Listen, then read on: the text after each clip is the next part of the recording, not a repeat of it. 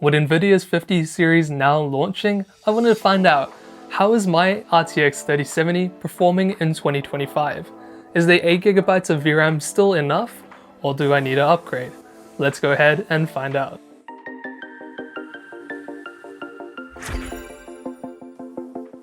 The RTX 3070 that I will be benchmarking is the one that I purchased back in November of 2021, which is the Zotac RTX 3070 Twin Edge LHR, which means a light hash rate. It's from the Ampere architecture and is on a 392mm squared die size. The memory it has is GDDR6 and it's 8GB. The memory bus is 256-bit and the base clock is 1500 MHz and the boost clock is 725 MHz. This card is relatively small as well with a dual slot design and is only 232mm. It has 5,888 CUDA cores or shading units and 4MB of L2 cache. The TDP of the card is 220 watts, and it is a PCIe 4.0 card.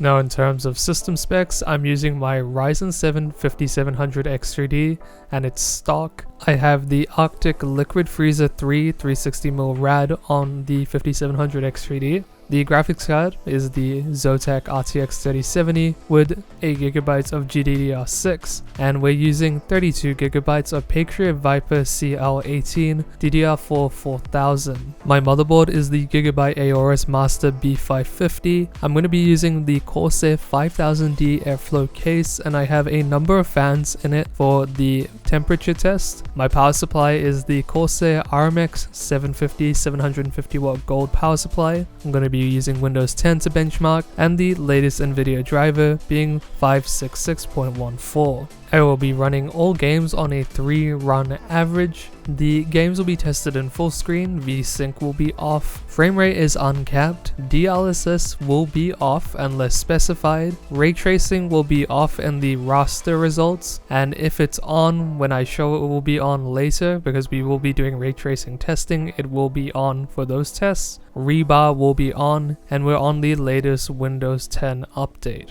Let's head over to the benchmark. In our first game, Assassin's Creed Valhalla, on ultra settings at 1080p, we achieved 115.53 FPS, and this was a performance difference of 28.6%. And 1% lows, there was a performance difference of 12 FPS. So this was pretty good overall, quite happy with this performance gain at 1080p. At 1440p it's still more than playable, and we find that Assassin's Creed Valhalla on Ultra is still more than playable in 2025 for the RTX 3070. A Plague Tale Requiem saw a significant performance difference at 1080p, with average FPS being 112.60 compared to 62.43 at 1440p. This was an 80.4% percentage difference. The 1% lows were also a difference of 39%, but as you can tell, the game at 1440p is still playable. In Control, the 1080p result achieved an average FPS of 132.90, whilst 1440p was 85.83. This was a performance difference of 54.8%. The 1% lows also saw a 45.2 percentage difference. Call of Duty Black Ops 6 had an average FPS of 86.87 at 1080p and 62.30 at 1440p. This was a 39% performance difference. At 1% lows, there was a 24.13 FPS difference from 62.23 at 1080p and 39.10 at 1440p. Just to note, at 1440p we were kind of reaching the limits of this GPU, and I felt that it was a little bit stuttery in some situations, especially because I was playing Team Deathmatch, but it was okay. Counter-Strike 2 is up and 1080p got 252.93 FPS compared to at 1440p 195.43. The 1% lows also were pretty good at 87.03 at 1080p and 65 at 1440p. While 1080p was quite a bit higher in performance compared to 1440p, I'd say at both resolutions you're good to go for high refresh gaming, especially if you want to just turn your settings down a little bit. In Cyberpunk 2077, we achieved 103.23 FPS on average for 1080p and 75.87 for 1% lows. At 1440p, we got 64.40 and the 1% lows were 50.50. In both 1080p and 1440p, I could definitely feel that the benchmarks were more than smooth, so should be more than playable at both resolutions on these settings. Formula 1 2023 at 1080p delivered an average FPS of 194.47 FPS, and that's compared to 141.53 at 1440p. This was a 37.4% performance difference. The 1% lows were pretty good as well. It was a 46.53 FPS difference between the two resolutions. As you can see though, at 1440p we are pretty much reaching that high refresh rate mark, I would say, for 144Hz. We're almost there, and 1080p is definitely more than doable for F123 at high refresh rates. In Forza Horizon 5, we achieved 108.80 FPS for 1080p average FPS, and the 1% lows were 90.27. At 1440p, we achieved 88.10 FPS on average, and 1% lows were 72.33. Now, both resolutions were more than playable, just a smaller percentage difference between the two resolutions in this instance. So on the 1% lows, it was a 24.8% percentage difference, and on average FPS it was 23.5. Very happy with both results, and the game looks really good at 1440p. Good old GTA 5 is up next, and at 1080p we had an average FPS of 112.37, while 1440p was 73.30. This was a 53.3% performance difference. The 1% lows improved by 15.44 FPS, which is a 28.8% difference. Not a bad result at 1440p, but I would have expected more for such a old title on the in-game benchmark. Hitman 3 at 1080p achieved 196.23 FPS on average, and 1440p was 126.53. This was a performance difference of 55.1%. The 1% lows were respectively at 152.17 at 1080p and 103.63 at 1440p. Both resolutions played really well and felt really smooth on the in-game benchmark. Hogwarts Legacy has a little bit of a problem with the RTX 3070, it's just the 1% lows are just not that great. As you can see on both the 1080p, it was 25.93 and at 1440p it was 20.23. So this was a percentage difference of 28.2% or a difference of 5.7 FPS. Now, honestly, it's not that big of a difference here, but our average FPSs were both pretty good at 1080p and 1440p. It's just I feel that the Hogwarts Legacy title has always been a little bit problematic with the RTX 3070 that I have. Horizon Zero Dawn is up, and on 1080p we got an average FPS of 145.83 FPS. At 1440p we achieved 118.03 on average FPS. This was a percentage difference of 23.6%. On the 1% lows, we got 98.13 for 1080p, and for 1440p it was 80.60. This was a difference in FPS of 17.53. I think both resolutions played quite well in this title, and especially at 1440p, when it's going around those buildings, it looks really sharp. Jedi Survivor played pretty well at both resolutions in my opinion. At 1080p, we got 89.87 FPS on average, and 57.37 for 1% lows, whereas 1440p achieved 60.43 and the 1% lows were 42.27. Great result for Jedi Survivor, and I felt at 1440p the game was pretty fluid despite it being a higher resolution and pretty much maxing out the card in terms of its performance. Microsoft Flight Simulator 2024 achieved a result of 34.57 average FPS at 1080p, whereas 1440p was 24.93. The 1% lows saw a difference of 8 FPS, so this was a 40% difference between the two resolutions on the 1% lows. I feel like this game struggled a bit on the RTX 3070 and is something I might want to retest in the future, as it is a pretty new release. Ratchet & Clank A Rift Apart has a similar story to Jedi Survivor in that we achieved 72.97 FPS on average at 1080p, and while 1% lows were 42.70. This was a performance difference of 14.6% on average FPS and a performance difference of 15.6% on 1% lows. Great result in either case. I do feel that 60 FPS is still more than playable for Ratchet & Clank Rift Apart at 1440p on the highest settings without DLSS, so great result overall. I'm pretty happy with both of these resolutions results. Shadow of the Tomb Raider is up, and at 1080p we achieved 142.87 FPS on average, and this was a 42.1% difference compared to 1440p at average FPS. On 1% lows we achieved 120.93 at 1080p and 89.73 at 1440p. Great results from both resolutions here, and Shadow of the Tomb Raider had no problem running. It's a little bit of an older title, but I think it's a great show of what the RTX 3070 is still capable of, even with the 8GB of VRAM, at least on slightly older titles.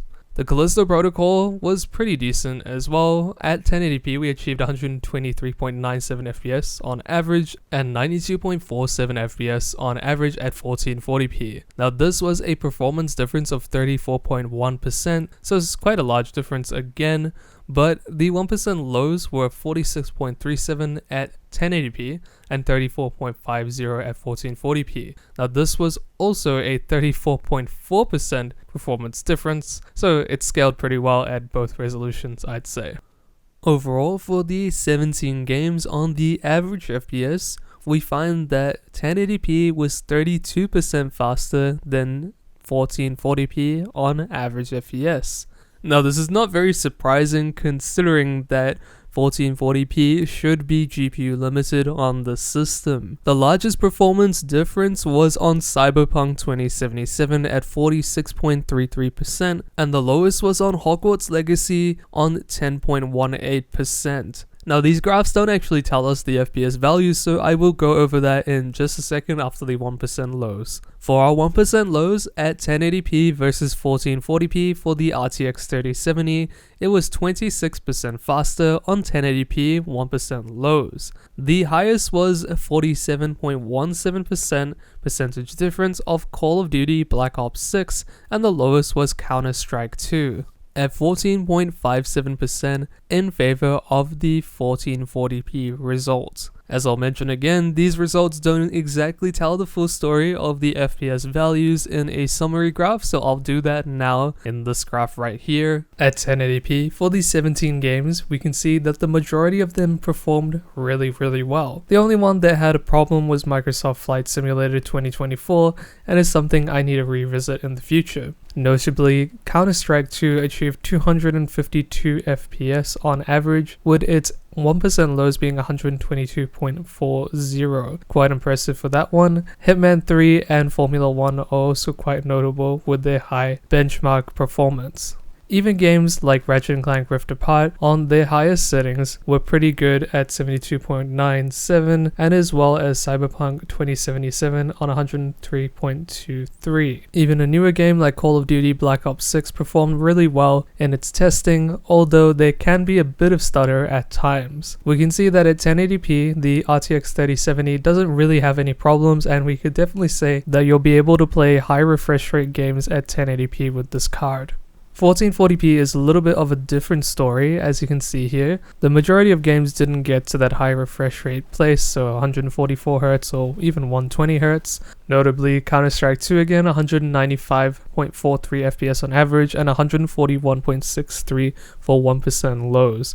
Quite impressive there. Formula 1 23 as well, with other games like Call of Duty Black Ops 6 getting 62.30 FPS on average, and A Plague Tale Requiem, as well as Jedi Survivor and Ratchet & Clank Rift Apart. So we're definitely at that 60 FPS threshold for most of these games here, except for Microsoft Flight Simulator 2024, so you definitely will be able to play AAA games smoothly, it just won't be at a high refresh rate. It's better to temper your expectations here, especially because we're reaching that VRAM limit on 8GB, so some of these games are really pushing it, especially something like A Plague Tale Requiem, when we turn on ray tracing for example. And keep in mind, this is also excluding upscaling, so this is only raster results, so there's no DLSS here, so as a whole, these are pretty decent numbers. Here we have the 5 games that we benchmarked for the ray tracing results. So we've done Metro Exodus 2033, Control, Cyberpunk 2077 on the in-game benchmark, Ratchet & Clank Rift Apart,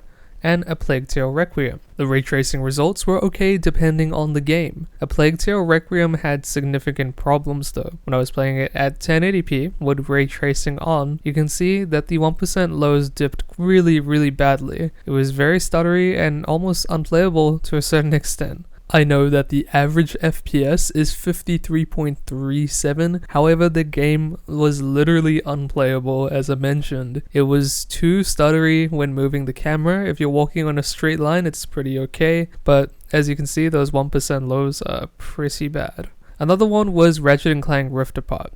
Now it did play okay, however I did feel like it was a little bit choppy for my standards and it wasn't the best experience. Now I even tried DLSS, well it's not benchmarked here, but I did try it out on Ratchet & Clank Rift Apart. It didn't really help, to be perfectly honest. It still felt a bit choppy, although we had a slightly higher frame rate, it's just not that great. Cyberpunk 2077 felt fine from the in-game benchmark. I didn't really see any problems with it, so overall that one was fine. Control was good. There was only one problem, is like when you're exploding the ground for example, when there's lots of particle effects, it can drop the frame rate quite a bit, but it was okay as a whole. I mean 79.83 on average and 48.80 for 1% lows isn't too bad. Metro Exodus on the ray tracing benchmark on the extreme setting was pretty good as well, that I felt 57.60 for the average FPS and 38.53 for the 1% lows. Now for these 5 games, we got a total FPS of 62.30 on the 5 game average, and we got 36.17 for the 1% lows.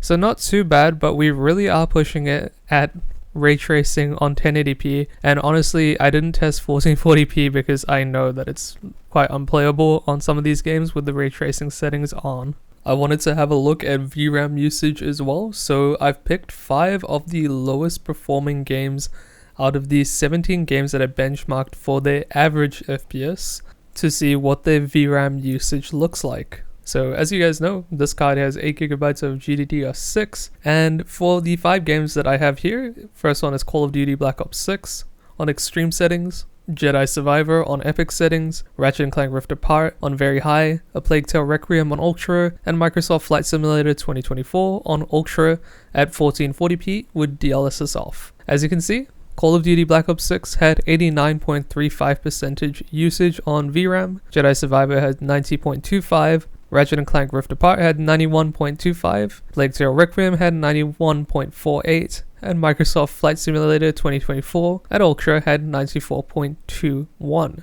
Microsoft Flight Simulator 2024 is the highest tier, and as we can see, it is the lowest performing out of these 17 games. Now, definitely not an exact correlation because I can't say this for sure, but we are reaching that 8GB of VRAM, so we don't have much buffer to go, and we could encounter problems like performance, for example. Now, a high VRAM usage is not always a bad thing. In some games, you'll be perfectly fine, sitting at like 90% VRAM usage, for example, but it's problematic when you encounter stutter or 1% lows are extremely bad, and they're just the game doesn't feel fluid at all, that's when we can encounter problems. Now an example I can give for that is A Plague Tale Requiem on its ultra settings at 1080p. The game just didn't feel good. I mean, have a look at this. It looks like there's a lot of stutter when I'm moving around, and you can actually see that we exceed the 8GB of VRAM at some point. So yeah, that's an example of where it becomes an issue. Now, in terms of it being an issue for this card, yes, I can see if you're going to put your texture quality up on some games, it could be a problem going forward. But I mean, the majority of the games that I tested were fine at like 60 FPS on the AAA titles. So not exactly a problem right now if you're willing to compromise a little bit on texture quality to get a higher frame rate, or if you want to play AAA titles at 1440p with the highest settings available.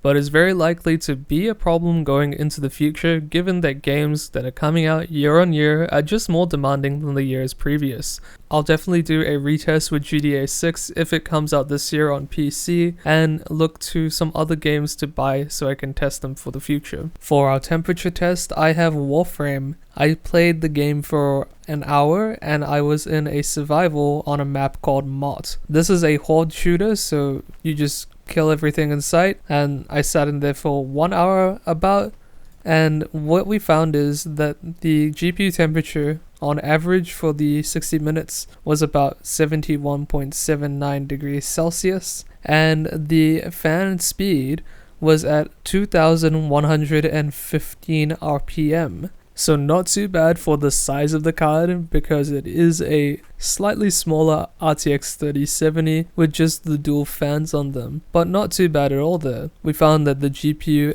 average power consumption was 219 watts, which isn't too bad because it's rated for 220. The core clock speed was around about 1809 megahertz on average, and the memory clock was 1750. So pretty happy with that. Now Warframe isn't too VRAM intensive, so we're only using around about 48.47%, so that's around about 3.9 gigabytes, which isn't too bad. So pretty small, but overall pretty happy with the GPU temperature. After an hour, it stayed pretty steady the whole time. No problems in terms of core clock or anything like that, or even the actual GPU temperature. Pretty happy overall. Now for some current pricing data. Keep in mind for these graphs, they do not include shipping.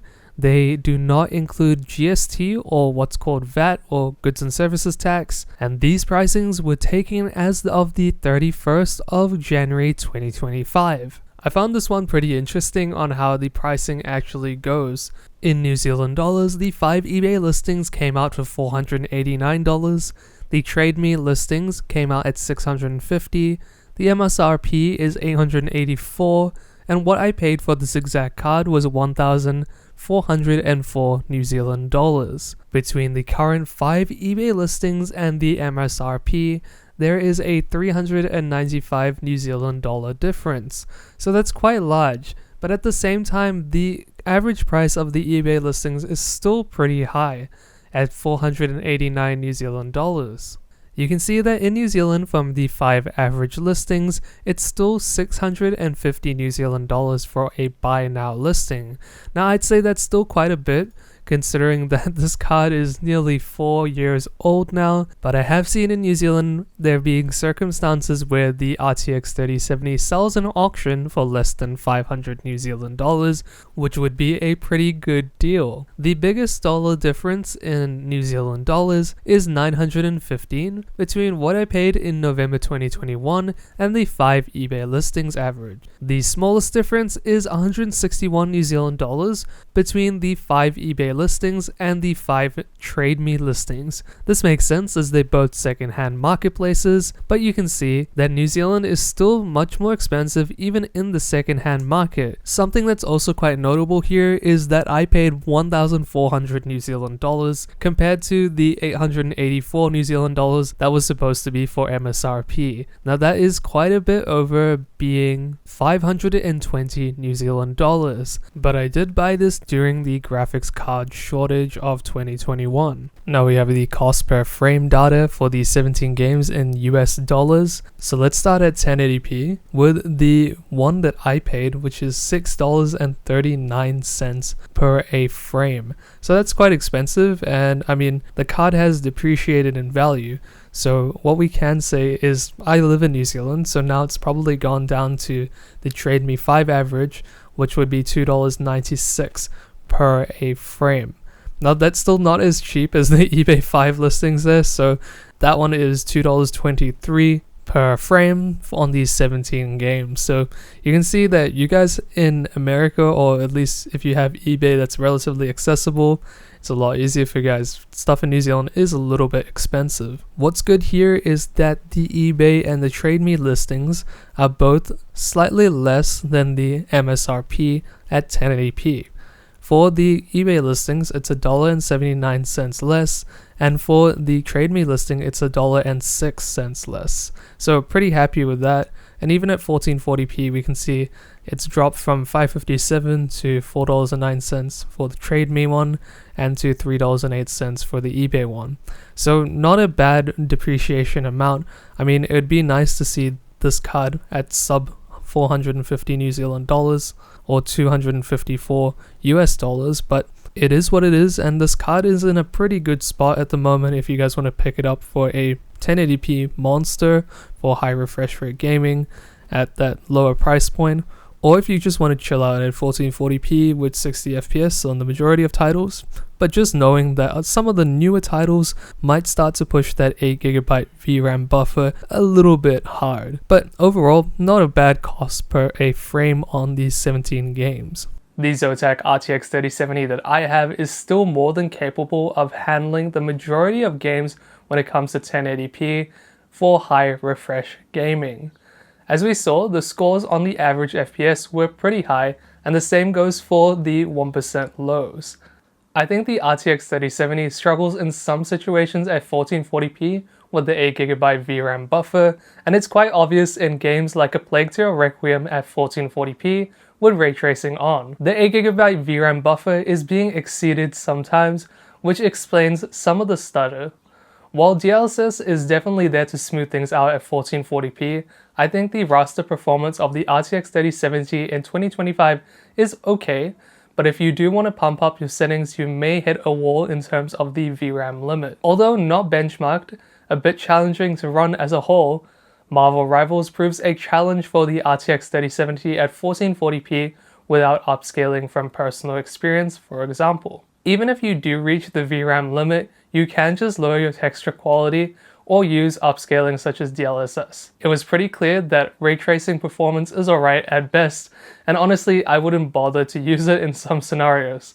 A Plague Tale Requiem again felt literally unplayable with ray tracing on at the highest quality settings at 1080p, and we were reaching the VRAM limit. Although I could turn down some settings, it was still choppy. Overall performance is decent at 1080p and 1440p, but again, some games are reaching that VRAM limit. I believe the RTX 3070 is worth it secondhand if you can get it for below 450 New Zealand dollars or 254 US dollars.